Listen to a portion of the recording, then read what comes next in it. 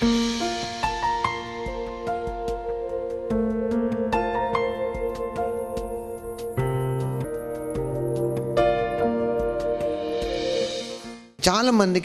ఏదైనా సమస్య వచ్చినప్పుడు వాళ్ళకి సమస్య కాదు సమస్య, బాగా వినండి, మనకి సమస్య కాదు సమస్య. చాలామందికి ఎందుకు బాధ వస్తుందంటే ఏం చేయాలో తెలియక బాధ వస్తుంది. అది వచ్చినప్పుడు, ఏదైనా ఛాలెంజ్ వచ్చినప్పుడు, ఏదైనా పరిస్థితి వచ్చినప్పుడు నేనేమి చేయాలి అని తెలియకపోవడమే సమస్య. అలాంటి వాటికి వాళ్ళకి అర్థం అవ్వట్లేదు ఏంటంటే వాట్ ఎవర్ మన జీవితంలో ఏమేమైతే మనం వస్తాయో వాటన్నిటికీ మన దగ్గర జవాబు ఉందని చాలామంది తెలియదు. We have answers for that. అంటే వారు ఎక్కడున్నారు, ఏం అనుభవిస్తున్నారు, ఎలాంటి స్థితిలో ఉన్నారో అర్థం కాక సఫర్ అవుతున్నారు. ఇప్పుడు మనం ఒక్కొక్క ఏజ్లో ఒక్కొక్కలాగా అనిపిస్తుంది. అంటే when you're children we're excited about something. మనం పెరిగాము, కొంచెం ఎదిగిన తర్వాత, అంటే ఒక యుక్త వయసు వచ్చిన తర్వాత, యవన కాలంలోకి వచ్చినాక మనకు అనిపిస్తుంది నేను ప్రూవ్ చేసుకోవాలి, నేను పెద్దోడిని అయిపోయినా ప్రూవ్ చేసుకోవాలి అనే ఫీలింగ్స్ ఉంటాయి. అండ్ అలాంటి పరిస్థితుల్లో మనం ఏం చేస్తాం, మనం ఏదో ఒకటి నేను ఎవరి సహాయం లేకుండా చేసి చూపించాలని ప్రయత్నిస్తాం. సో నాకు బాగా గుర్తు, నేను ఒకానొక సమయంలో ఈ పనులన్నీ, ఎప్పుడు మన పరిచయలో ఏదైనా మీటింగ్ జరిగినప్పుడు, ఏదైనా ఒక మీటింగ్లో చాలా పనులు ఉంటాయి, ఫుడ్ అరేంజ్మెంట్స్ ఉంటాయి, అన్ని అరేంజ్మెంట్స్ ఉంటాయి. ఇవన్నిటి మధ్యలో నేను మా డాడీని అడుగుతూ ఉండేవాడిని, నేను పని చేస్తాను, నేను అన్నింటికి నేను చూసుకుంటాను, నాకు చెప్పండి, పనులు చెప్పండి అని అడుగుతూ ఉన్నప్పుడు ఒకరోజు సరే ఒక చిన్న ఏదో కార్యక్రమం ఉంటే మా డాడీ అన్నాడు, ఇవి పనులు ఉంటాయి, ఇవి చేయాలా, సరే ఇవి చేయండి నువ్వు అని. ఓకే, ఏం పని ఇప్పుడు? ఓకే, భోజనం అరేంజ్ చేయాలి. సో భోజనం అరేంజ్ చేయాలి, ఎలా అరేంజ్ చేయాలి, ఎంతమందికి అరేంజ్ చేయాలి? ఓకే, నెక్స్ట్ టైం వచ్చింది, భోజనం అరేంజ్ చేయాలంటే ఎలా అరేంజ్ చేయాలి? అప్పుడు నాకు ఇప్పుడు రైస్ కావాలా, ఐటమ్స్ కావాలా, ఇవన్నీ కావాలంటే డబ్బులు కావాలి. ఓయ్, అప్పుడు మళ్ళీ పరిగెత్తుకెళ్ళాను, మీరు అరేంజ్ చేయమన్నారు, ఇవన్నీ కావాలి కదా, ఇవన్నీ కావాలంటే నాకు ఏం కావాలి? అప్పుడు మా డాడీ ఏం చేసి ఒక ప్యాకెట్ తీసి దాని మీద రాసింది మీటింగ్ కొరకైన ఖర్చులు. ఆ ప్యాకెట్ నా చేతిలో పెట్టాడు. అంటే ఇప్పుడు నేను వెళ్ళి పనులు చేద్దామనుకుంటే నాకు వచ్చిన ఛాలెంజ్ ఏంటి? వాడు చేయడానికి అరేంజ్మెంట్, ఫర్ ఎగ్జాంపుల్ ఒక భోజనం అరేంజ్మెంట్ చేయడానికి వస్తువులు కొనాలి, దానికి డబ్బులు కావాలి. అంటే నాకు నీడ్ తెలిస్తేనే నాకు ఏం కావాలో తెలిసింది. నాకు ఏమి కావాలో తెలియనంత కాలం మన ఏడుపులు ఆగవు. మనకేం కావాలో తెలిస్తే మన దగ్గర ఉన్నది కూడా తెలుస్తుంది. అండ్ అప్పుడు మా డాడీ నవ్వి నా చేతిలో ప్యాకెట్ పెట్టాడు, అన్నాడు. అప్పుడు నేను చూశాను చాలా డబ్బులు ఉన్నాయి దాంట్లో.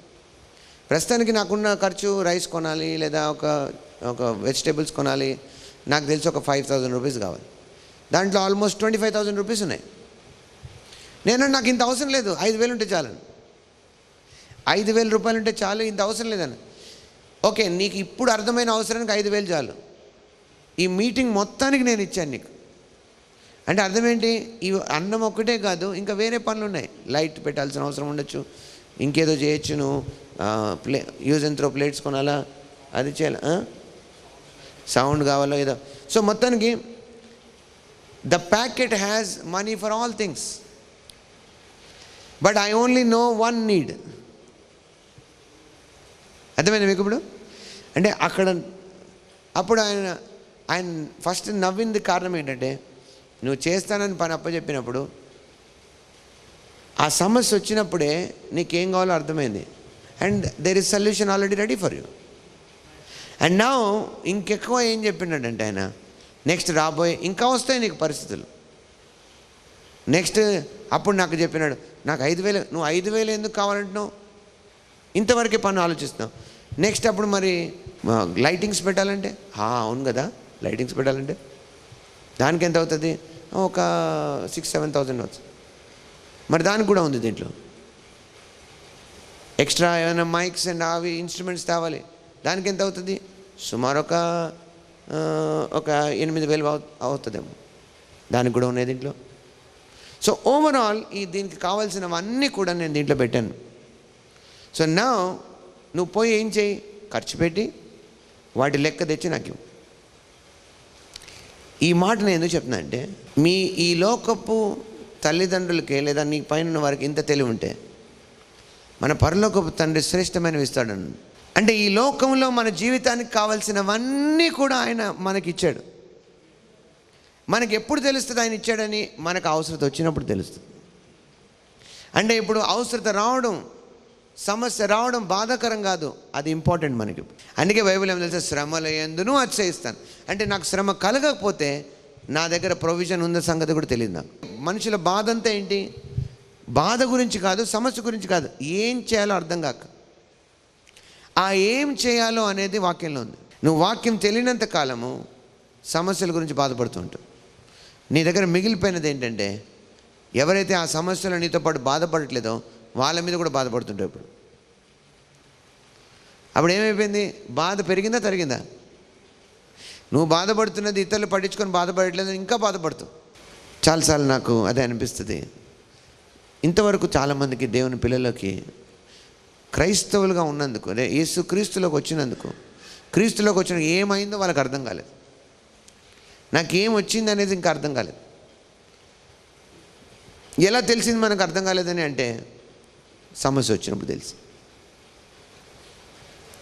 ఇప్పుడు మనుషులు రకరకాల విధాల్లో ప్రవర్తిస్తున్నప్పుడు తెలుస్తుంది. వాళ్ళ విశ్వాసాలను వదిలేస్తున్నప్పుడు తెలుస్తుంది. దేవుని మీద ఉన్న నిరీక్షణ వాళ్ళు వదిలేస్తున్నప్పుడు తెలుస్తుంది. ఈవెన్ బోధించే వాళ్ళు సైతము వెనక్కి వెళ్ళిపోతున్నప్పుడు తెలుస్తుంది. ఎందుకంటే మేము అన్నీ తెలుసుకున్నాం, ఇంతకాలమైంది మేము దేవుని ఎరిగి, ఇన్ని సంవత్సరాలు అయిపోయింది మేము క్రిస్టియన్స్గా ఉండి అని అంటూనే వాళ్ళు నష్టంలో ఉన్నారు. వాళ్ళకి ఏం అర్థం అవ్వట్లేదు. ఎందుకంటే ఏం చేయాలో తెలియట్లేదు. కానీ వాక్యం చెప్తుంది, నమ్మిన వారి వల్ల ఈ సూచక్రియలు కనబడతాయి. అంటే అర్థం ఏంటి? వాళ్ళ దగ్గర జవాబులు ఉన్నాయి, నీ దగ్గర జవాబు ఉంది. అది నీకు తెలుసా? దేవుడు మన ఈ లోకాన్ని నుంచి ఎందుకు వేరు చేశాడో మీకు తెలుసా? వేరు చేసి ఏం చేశాడు? నాకు వచ్చిన క్వశ్చన్ అది సంవత్సరాల క్రితం. సపోజ్ నశించిపోతున్న వాళ్ళ నుంచి వేరు చేశాడు, ఏం చేశాడు? మరి తీసి వేరు చేసి ఏం చేశాడు? ఎక్కడ పెట్టాడు? మనం ఎక్కడున్నాం ఇప్పుడు? ఊరికనే వేరు చేసి ఖాళీగా పెట్టాడా? లోకం నుంచి నేను వేరు చేశాను దేనికోసం? స్పేస్లో పెట్టడానిక?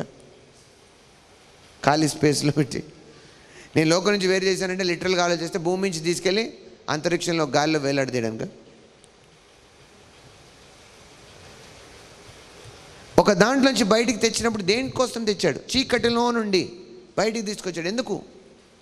ఆన్సర్ అక్కడే ఉంది, ఆశ్చర్యమైన వెలుగు కోసం. ఈ సత్యము చాలామంది గ్రహించట్లేదు.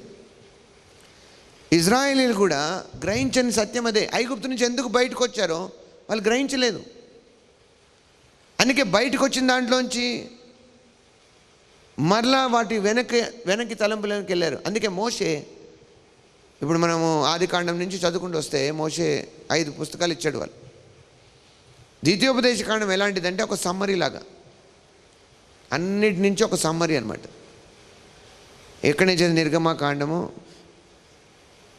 లేవ్యాకాండము, సంఖ్యాకాండం అంతా జరిగిన దానికి ఒక సమ్మరీ లాగా. ద్వితీయోపదేశకాండం 6వ అధ్యాయంలోకి వెళ్దాం మనం. ద్వితీయోపదేశకాండం 6వ అధ్యాయం. తాను మన పితరులతో ప్రమాణం చేసిన దేశమును మనకిచ్చి మనలను దానిలో ప్రవేశపెట్టుటకు అక్కడ నుండి, ఎక్కడి నుండి? ఐగుప్తులో నుండి. పై వచనంలో ఉంటుంది, పై వచనం ఉంది చూడండి 22.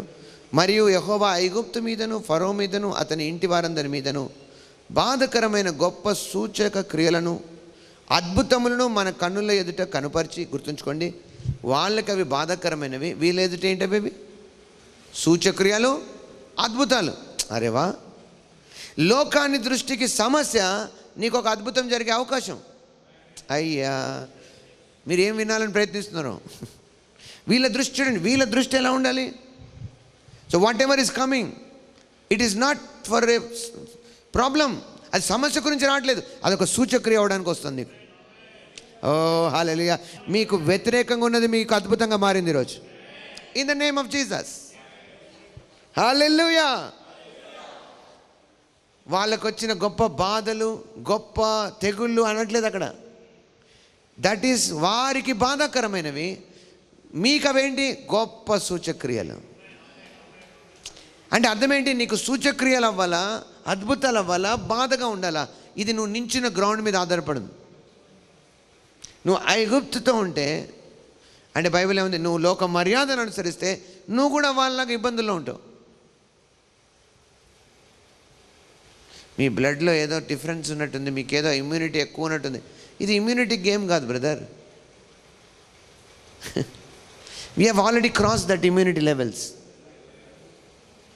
మేము ఇప్పుడు మా ప్రజెంట్ ఉన్న శరీరం మీద ఆధారపడి జీవించట్లేదు. లైఫ్ ఈజ్ స్పిరిచువల్ అని మాకు అర్థమైంది. ఈ జీవితం ఆత్మీయమని మీకు అర్థం అవ్వాలి. Of course, there is good in having a good diet and everything, but it is beyond that. ఏంటి అది? దానికి మించి అంటే ఏంటో తెలుసా? యేసుక్రీస్తును మృతులలో నుంచి లేపిన వాని ఆత్మ మీలో నివసించుచున్న ఎడల చావునకు లోనైన మీ అవయవాలను కూడా ఆయన ఆత్మ ద్వారా జీవింపజేస్తాడు. అని మనం కావాలని పొరపాట్లు చేయం. But we also live with intelligence. దైవికమైన తెలివితో, జ్ఞానంతో మనం ముందుకెళ్తాం. అనుభవ జ్ఞానం అంటాం దాన్ని. ఇంకా మాట్లాడితే పైనుంచి వచ్చిన జ్ఞానం, గ్రీకు పదం ఉంటుంది ఎపిగ్నాసిస్, కరెక్ట్ నాలెడ్జ్, యాక్యురేట్ నాలెడ్జ్ అంటే. యాక్యురేట్ నాలెడ్జ్ అంటే అర్థమేంటి? ఏమి ఎప్పుడు చేయాలో మనకు బాగా తెలుసు. ఇప్పుడు ఏం చేయాలి నాకు తెలుసు. మీలో ఎవడైనా రోగి అయి ఉన్నాడా? ఏం చేయాలి? ఎవరు తెలీదు? వాక్యం తెలియని వాళ్ళకి తెలీదు. బైబిల్ ఏమో తెలుసా? సంఘ పెద్దలను పిలవని. సంఘం నుంచి ఎవరైనా పిలవాలా? దట్ ఈజ్ ఒక level, because you are suffering with your faith. మీ విశ్వాసంతో మీరు స్ట్రగుల్ అవుతున్నారు. You need somebody to boost you. నూనె రాసి ప్రార్థన చేయాలి. సో ఇప్పుడు ఏమైపోయింది? ఆ నూనె రాయడమే బిజినెస్ అయిపోయింది. But there is a greater level which Jesus said. ఏంటో తెలుసా? నమ్మిన వారి వల్ల ఈ సూచక్రియలు కనబడతాయి. ఇలాంటివి మాట్లాడితే ఏమంటారు? మీరు చాలా ఎక్కువ మాట్లాడుతున్నారు. ఇలాంటివి ఎక్కడవుతాయి? ఎక్కడవుతాయి? ఎక్కడవుతాయి? ఎక్కడవుతాయి? వాక్యంలో అవుతాయి. ఎక్కడవుతాయని అడగండి. కనబడుతున్న లోకంలో అవ్వకపోవచ్చు. అందుకే ఈ లోక మర్యాదను అనుసరించే వ్యక్తికి ఇవన్నీ అర్థం కాదు. ఒక మాటలో చూస్తే మనము 1 కొరింథీకి వెళ్దాం. మళ్ళీ ఇక్కడికి వద్దాం. 1 కొరింథీ. I feel so much. పొద్దున ఇలాగైంది. It will happen every time now. ఆహా. 3వ అధ్యాయం 1 కొరింథీ 1వ వచనం నుంచి మనం చూస్తే, 1 కొరింథీ 3వ అధ్యాయం 1వ వచనం నుంచి, సహోదరులారా, ఆత్మ సంబంధులైన మనుషులతో మాట్లాడినట్లు నేను మీతో మాట్లాడలేకపోతుంది. పౌలు గారు అంటున్నారు, I wanted to speak like what? As a spiritual. ఆత్మ సంబంధమైన వాళ్ళతో మాట్లాడాలన్నట్టు మాట్లాడదాం అనుకున్నాను. నేను అప్పుడప్పుడు గమనిస్తాను, కొంతమందికి ఆత్మీయ సంగతులు మాట్లాడితే, ఇప్పుడు ఆరాధన ఏం జరగట్లేదు కదా, ప్రేయర్ అయిపోయింది కదా, ఇప్పుడు కూడా మాట్లాడతాం మనం. అంటే వాళ్ళ దృష్టిలో ఏంటంటే ఆరాధనలో ఉన్నప్పుడు అంతా బైబిల్ బైబిల్ బైబిల్ మాట్లాడతాం, దాని తర్వాత మన ఇష్టం వచ్చినట్టు మాట్లాడతాం. ఇదేం లైఫ్? సపోజ్ మనం క్యాజువల్గా కలిసాం, ఏదైనా ఒక అకేషన్లో కలిసాం, సింపుల్ అకేషన్, అంటే మన దృష్టిలో ఏదో బర్త్డేనో లేకపోతే మ్యారేజో ఏదో కలిసాం. అక్కడ కూడా ఇఫ్ యూ స్పీకింగ్ అబౌట్ దేవుడు రాత్రి revolution, hey come on, it's marriage or it's birthday, ఇది పార్టీ టైం, ఇప్పుడు వాక్యమా? అలాంటి వాళ్ళ గురించి అంటున్నాడు, నేను మీతో అలా మాట్లాడలేకపోయాను. ఆత్మ సంబంధమైన వారితో వాళ్ళకి ఎప్పుడు ఆలోచన ఏంటంటే, ఇది సపరేట్, ఇది. అంటే మనం ఎప్పుడప్పుడు మధ్యలో వెళ్ళొస్తుంటాము, బయటకు వచ్చేస్తాం మళ్ళీ. ఎట్లా లోపల బయట నాకు అర్థం కాలేదు. ఈ లోపల బయట లైఫ్ ఏంటో. నేను మీతో మాట్లాడలేకపోతుంది, శరీర సంబంధులైన మనుషులే అనియు. అంటే అయ్యగారు కూడా ఏం చేస్తున్నారంటే, బికాస్ దే ఆర్ కార్నల్, క్రీస్తునందు పసిబిడ్డలే అనియు మీతో మాట్లాడవలసి. నేను మిమ్మల్ని వదులుకోలేను, అదే టైంలో మీలాగా అవ్వలేను, కాకపోతే కొంచెం సేపు మీతో ఉన్నప్పుడు మీలాగా ఉండి వెళ్ళిపోతాను. నాట్ బికాజ్ నా కోసం కాదు, మీకోసం అలాగే ప్రవర్తించాల్సి వస్తుంది. అప్పటిలో మీకు బలము చాలకపోయినందున పాలతోనే మిమ్మల్ని పెంచుతుంది కానీ, అంటే అర్థం ఏంటి? Is talking about over a time period. చాలా కాలం అయింది. ఇప్పుడు అప్పట్లో అంటే అర్థం ఏంటి? నిన్న మొన్న అన్నట్టు. అప్పట్లో అంటే is talking about long time, at least ఒక 4-5 years బ్యాక్. అప్పట్లో మీకు బలము చాలకపోయినందున పాలతోనే మిమ్మను పెంచుతుంది కానీ అన్నంతో మిమ్మను పెంచలేదు. మీరు ఇంకను శరీర సంబంధులే. అంటే వాక్య ప్రకారంగా ఎవరు చిన్నపిల్లలు, పసిపిల్లలు? ఎవరైతే శరీర సంబంధులో ప్రతి చిన్నదానికి పెద్దదానికి గలిబిలైపోతారు. సంబంధులే అని ఉండి ఎందుకు? బలం చాలిపోవట్లేదు, బలం సరిపోవట్లేదు. బలం సరిపోతే, బలము ఉన్న వయసు ఏంటి? యవన వయసు కదా. అపోస్తలుడైన యోహాను అంటాడు, యవనులారా నేను మీకు రాయిచున్న, ఎందుకు మీరు అపవాదిని జయించున్నారు. దట్ మీన్స్ బలం ఎప్పుడు సరిపోయినట్టు? When you are overcoming things. మీరు మీకున్న జయాన్ని వాడుకొని మీరు అన్నిటినీ వాక్యం ద్వారా అన్నిటినీ అధిగమిస్తున్నప్పుడు మీరు యవనస్తులు కదా. అంటే ఇక్కడ గమనిస్తే మీరు బలం సరిపోలేదు అప్పుడు మీకు. అప్పుడంటే ఓకే, అండర్స్టాండబుల్. కొత్తగా వచ్చారు మీరు, బైబిల్లో ఉన్న ట్రూత్స్ మీకు తెలీదు, లోపల ఉన్న సంగతులు మీకు తెలీదు. You are struggling but still you are learning. అప్పుడు ఎక్సైట్మెంట్ ఉంది, learning. But what is now? ఇప్పుడును మీరు ఏమై ఉన్నారు? బలహీనులై ఉన్నారు గారా. ఎలా ఆ స్ట్రగుల్స్ ఎలా కనిపిస్తున్నాయి? చదవండి 3వ వచనంలో ఏముందంటే, మీలో అసూయయు ప్రేమ కలిగించడానికి చాలా టైం పడుతుంది. అసూయలు వచ్చేస్తుంది మనుషులు. ఒక్క ఇన్సిడెంట్ చాలు, ఇన్నాళ్ళు తీసుకొచ్చిన ప్రేమ అంతా పోయా. ప్రాబ్లం నిన్ను బాధపెట్టిన వాళ్ళు లేదు, బాధపడిన నీలో ఉంది. ఎవరు బాధపడిన? నేను అసూయయు కలహమును ఉండగా మీరెవరు? శరీర సంబంధులై మనుష్య రీతిగా నడుచుకున్న వారు కారా. నువ్వు ఇలా చేయలేదు కాబట్టి నేను ఇలా చేశాను నీకు, నువ్వు అలా చేయలేదు కాబట్టి నేను ఇలా చేస్తున్నాను. ఇవన్నీ ఎలాంటి బతుకు? శరీర సంబంధమైంది. అప్పుడు అంటాడు, ఒకడు నేను పౌలు వాడను, మరి ఒకటి నేను అపోలో వాడను అని చెప్పినప్పుడు మీరు ప్రకృతి బయట ఉన్న వాళ్ళ సిస్టమ్ ఇదే కదా. ప్రజెంట్ డే సినారియో అదే కదా. They I want identify with big names. పెద్ద పెద్ద పేర్లతో ఐడెంటిఫై అవ్వాలి. ఎవరి నేమ్ అన్నిటికంటే big? The name of Jesus. ఆ నేమ్ మీరు ధరించుకున్నారు. మరి మీరెందుకు పోట్లాడుతున్నారు? మీ గొప్పతనం లేకపోతే పోట్లాడాలి. అంటే పోట్లాడే వాళ్ళందరూ, కాంపిటీషన్ పోయే వాళ్ళందరూ చీప్ అనమాట. They understanding that they are cheap. Or ఎవరో రుద్దారు అలాంటి పిచ్చితనాన్ని. అంటే వారు బైబిల్ సరిగ్గా చదవలేదు. I'm talking to Christians, I'm not talking to the world. World has already all these things. లోకంలో అవన్నీ ఇవే ఉన్నాయి. సో కొత్తగా ఏం లేదు వాళ్ళకి ఇది. But it is in you. దేవుని పిల్లలైన మనతో ఇవి ఉంటే ఇది ఆశ్చర్యం. ఇప్పుడు ఎందుకంటే కుక్క లాంటి బుద్ధి ఉంటుంది, పిల్లికి పిల్లి లాంటి బుద్ధి ఉంటుంది, మనిషికి మనిషి లాంటి బుద్ధి ఉంటాయి. మరి దేవుని పిల్లలకి దేవుని బుద్ధులు ఉండాలి. సో అవి మనం తేవాలి బయటికి. కాకపోతే ప్రమాదం ఎక్కడుందంటే, మనం దేవుని పిల్లలమే కానీ బుద్ధులు మాత్రం బయట నుంచి లాక్కుంటే కష్టం. జస్ట్ నేను ఎప్పుడు మనం మాట్లాడుకునే ఎగ్జాంపుల్, ఒక పక్షిరాజు లేదా ఒక ఈగల్ కోడి పిల్లల మధ్యలో ఉంటే ఎట్లా ఉందో, ఆ కోడి పిల్లల బుద్ధులన్నీ నేర్చుకోవడానికి ప్రయత్నించినట్టు అలాంటి జీవితం అయిపోయింది మంది. చాలామంది అలాగే ఉన్నారు. ఇప్పుడు అందరు నా చుట్టూ వాళ్ళు ఇలా చేస్తున్నా, నేను అలాగే చేయాలి. Most of them are trying to follow others. అందుకే మీరు ఇంకొకరు నడిపించలేని స్థితిలో ఉన్నారు. మీకే నడిపించే వాళ్ళు కావాలి. Please come on, wake up from that. బయటికి రండి ఆ చిన్న స్థాయిలోంచి. ఆమేన్, హల్లెలూయా. అపోల్లో ఎవడు, పౌలు ఎవడు? పరిచారకులే కదా.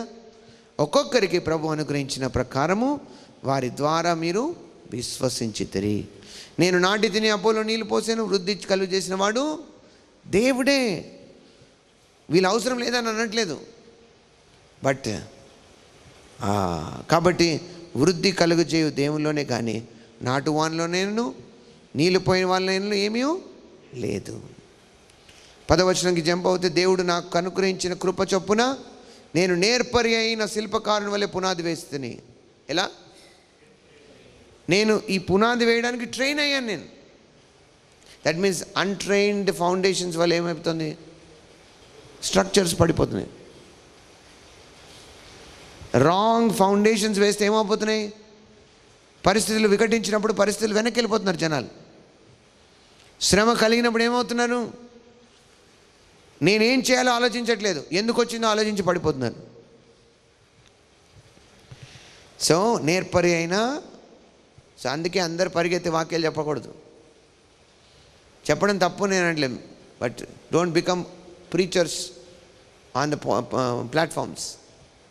ఏ ప్లాట్ఫామ్ అనేది, ఆన్లైన్ అయినా ఆఫ్లైన్ అయినా ఆన్ సైట్ అయినా, ఏ ప్లాట్ఫామ్ మీదైనా you should be skilfully trained first. Amen. మరి ఒకడు దాని మీద కట్టుచున్నాడు, ప్రతివాడు దాని మీద ఎలాగ కట్టుచున్నాడో జాగ్రత్తగా చూచుకొనవలెను. వేయబడిన తప్ప మరి ఒక పునాది ఎవడును వేయని, ఈ పునాది యేసుక్రీస్తే. హల్లెలూయా. చూసారా? అంటే అర్థం ఏంటి? కట్టేవాడికి తెలియాలి ఎక్కడ కట్టాలో. అంతేకాదు, అంటే మీకు ఎవరు నేర్పించారు ఇవన్నీ? అది ఇంపార్టెంట్. లాస్ట్ వీక్ అంతా నేను అదే మాట్లాడుతూ వచ్చాను. ఈవినింగ్ లైఫ్స్లో ఏంటంటే డిస్ఇన్వెస్ట్మెంట్స్ చేయాలి మీరు. అంటే అర్థం ఏంటి? మీలో అనవసరంగా నాటబడినవన్నీ తీసేయాలి, మూల పాఠాలను తీసేయాలి, పారంపర్యాచారాలను తీసేయాలి. చాలా సైలెంట్గా జరిగిచ్చేస్తారు కొంతమంది, అసలు అర్థమే కాదనమాట వాళ్ళు చేశారని. అంటే ఎవరు ఏమనలేదు కదా, అయితే ఓకే ఓకే కానిచ్చేయండి. ఎవరైనా అంటే అప్పుడు బాధ. ఎవరు అన్నారో అనలేదు కాదండి, వాక్యం ఒప్పుకుందా? సో మనం మాట్లాడుతున్న దాంట్లోకి వెళ్తే ద్వితీయోపదేశకాండం 6వ అధ్యాయంలో 22వ వచనం మనం చూసాము. వాళ్ళకి అవి శ్రమలు, వాళ్ళకి తెగుళ్ళు, పరిస్థితులు, వీళ్ళకి ఏంటంటే అవి సూచక్రియలు, అద్భుతాలు. ఆమేన్. ఇప్పుడు ఆయన ఏమంటున్నాడంటే, తాను మన పితరులతో ప్రమాణం చేసిన దేశమును మనకిచ్చి మనలను దానిలో ప్రవేశపెట్టుటకు అక్కడ నుండి మనలను రప్పించాడు. చీకటిలో నుండి మనల్ని రప్పించింది ఎందుకు? ఇంకో దాంట్లో ప్రవేశపెట్టడానికి. Hello, you are out of something to get into something. మీరు బయటికి ఎందుకు తెచ్చారు? ఈ రక్షణలో మీకు ఏమైంది? మీరు ఒక దాంట్లోంచి బయటికే రాలేదు, ఇంకో దాంట్లో ప్రవేశించారు కూడా. చాలామందికి ఇంకా అర్థం కాలేదు ఇది. ఎందుకు నేను అడుగుతాను, ఏం జరిగింది? యేసు ప్రభువుని నమ్ముకుంటే నాకు రక్షణ వచ్చింది అంటే ఏంటి? నేను రక్షించబడ్డానండి పాపం నుంచి, శాపం నుంచి అంటారు. ఓకే, మరి తర్వాత ఇంకా తర్వాత ఏముందండి? ఆ తర్వాత తెలియకపోవడమే ఈరోజు ఈ సమస్య వచ్చింది. అసలైంది అక్కడే ఉంది. పాపం నుంచి విడిపించడానికి పెద్ద కష్టమేం పడలేదు యేసయ్య. యేసయ్యకి పాపం కాదు సమస్య, అక్కడ ఐగుప్తులోంచి బయటికి తేవడం కాదు సమస్య. అక్కడ వాళ్ళు సమస్య పడింది దేనివల్ల తెలుసా? బయటికి బాగానే వచ్చారు, కానీ ఇంకో దాంట్లో ప్రవేశించడానికి సమస్యలు పడ్డారు. నశించిపోయారనుంది ఆ తరం. ఆ తరం అంతా ఎందుకు చనిపోయారు తెలుసా? వాళ్ళు ఎందుకు బయటకు వచ్చారో తెలియక. ఈరోజు చాలామంది ఎందుకు నశిస్తున్నారో తెలుసా? వాళ్ళు ఎందుకు రక్షించబడ్డారో తెలియక. రక్షణ అంటే అయిపోయింది, ఇంకా నెక్స్ట్ ఏంటంటే మేము గ్రూప్లో జాయిన్ అవ్వాలి. ఆ గ్రూప్ పేరు చర్చ్. అది నాకు ఇష్టమైన సెలెక్ట్ చేసుకోవాలి ఎక్కడైనా. కొంతమంది అంటారు మేము ఇప్పుడు ఊరు మారిపోయాం కాబట్టి దగ్గరలో ఉన్న చర్చ్కి వెళ్ళిపోతున్నాం. మంచిదే, దట్స్ ఎ గుడ్ థాట్. మీకు చర్చ్కి వెళ్ళాలని ఆశ ఉంది, మంచిదే. బట్ ఏం నేర్చుకున్నాం అక్కడ? కొంతమంది నాకు వింత జవాబులు చెప్తారు.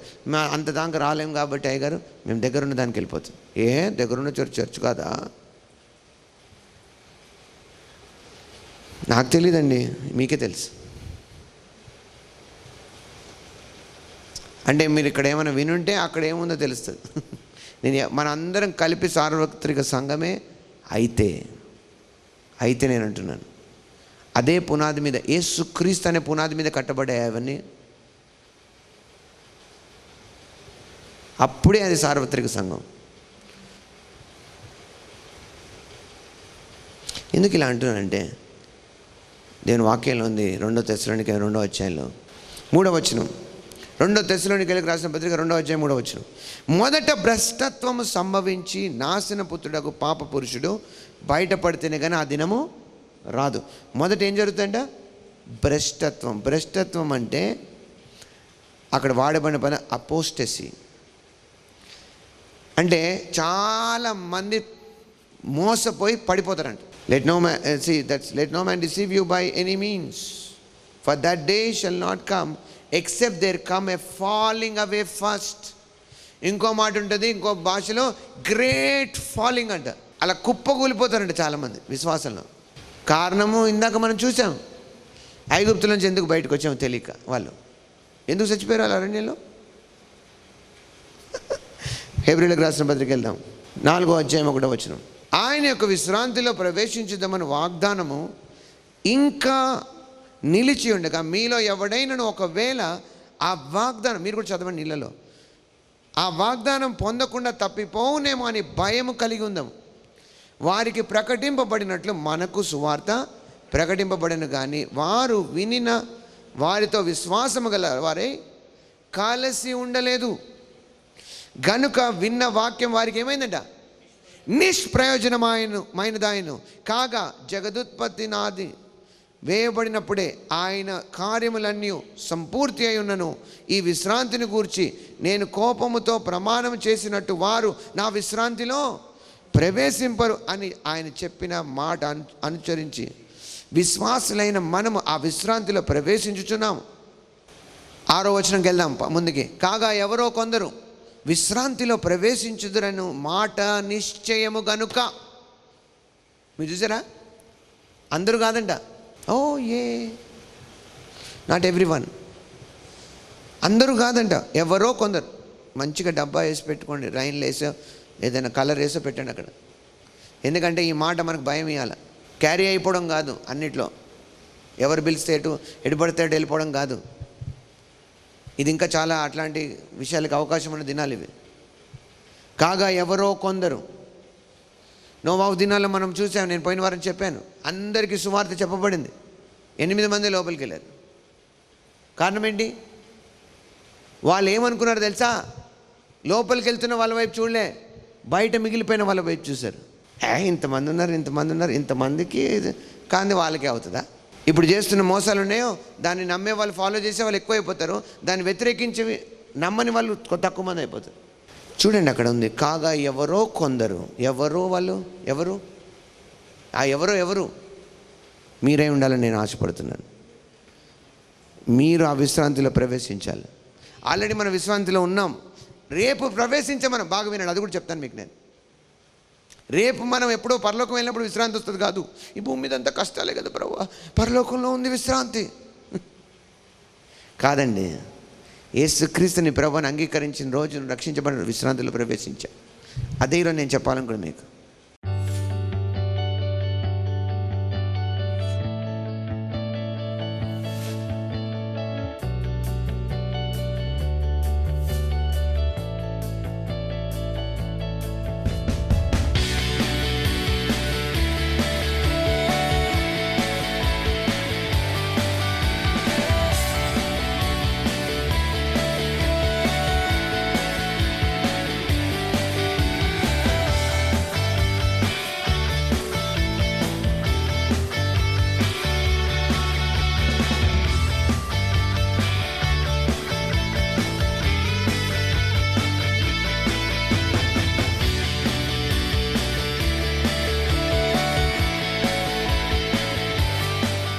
మీరు విన్న ఈ వాక్యం ద్వారా బలపడి సాక్ష్యంగా మాతో పంచుకోవాలనుకుంటే, లేదా మీ యొక్క ప్రార్థన అవసరతల కొరకు లేదా ఇతర అవసరతల కొరకు మీరు సంప్రదించవలసిన నెంబర్